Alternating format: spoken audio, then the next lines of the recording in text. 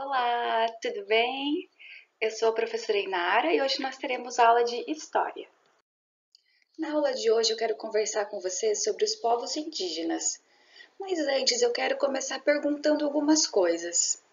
Por exemplo, quando nós falamos povos indígenas, o que vem à cabeça de vocês primeiro? Vocês conseguem pensar em povos diferentes entre si, espalhados em diversas regiões do Brasil? Ou quando nós falamos povos indígenas, nós imaginamos todos os índios iguais, falando o mesmo idioma, tendo a mesma cultura. Na aula de hoje eu vou mostrar para vocês que existem vários povos indígenas espalhados pelo Brasil e que cada um deles, cada grupo deles, tem uma maneira diferente de se comunicar, ou seja, eles têm linguagens diferentes. Nos próximos slides eu vou mostrar para vocês sobre as famílias linguísticas, os troncos linguísticos, e como cada um deles fala diferente, mesmo sendo todos indígenas.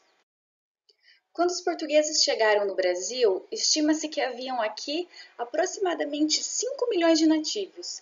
Esses nativos começaram a ser chamados de índios, e é desse jeito que nós os chamamos até hoje. Porém, é importante que nós saibamos que existem inúmeras nações indígenas espalhadas pelo Brasil todo até hoje, e que entre essas nações, cada uma tem em si uma particularidade e elas são diferentes entre si. Se nós olharmos na imagem ao lado, nós veremos as principais nações indígenas do Brasil que resistem até hoje. E vejam só, são muitas nações, não é mesmo?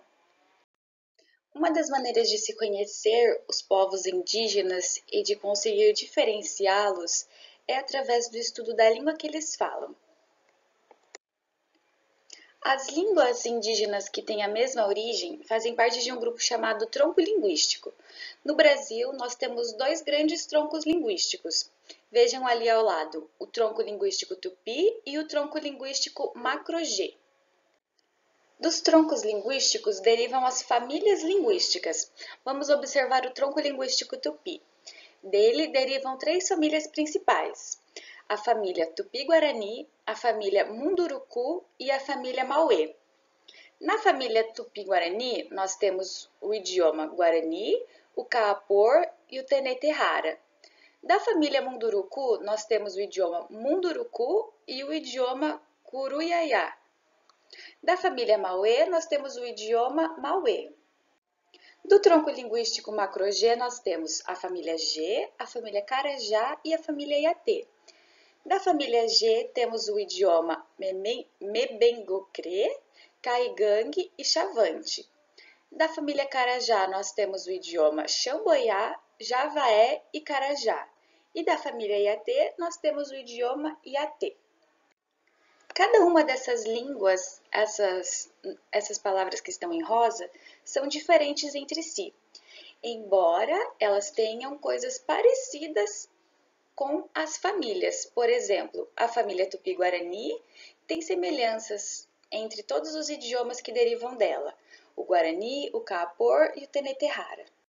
E muitas das palavras que nós conhecemos hoje, que dão nomes a plantas, animais e lugares, são de origem indígena, pois foram eles que apresentaram aos portugueses, quando eles chegaram aqui, a enorme variedade de espécies da fauna e da flora que já existiam aqui no Brasil.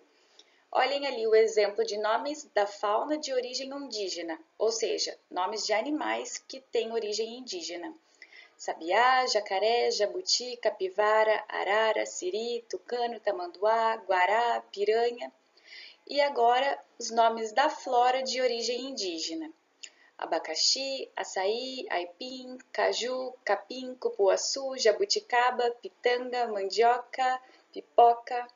Viram só? Vários nomes que nós utilizamos hoje são de origem indígena.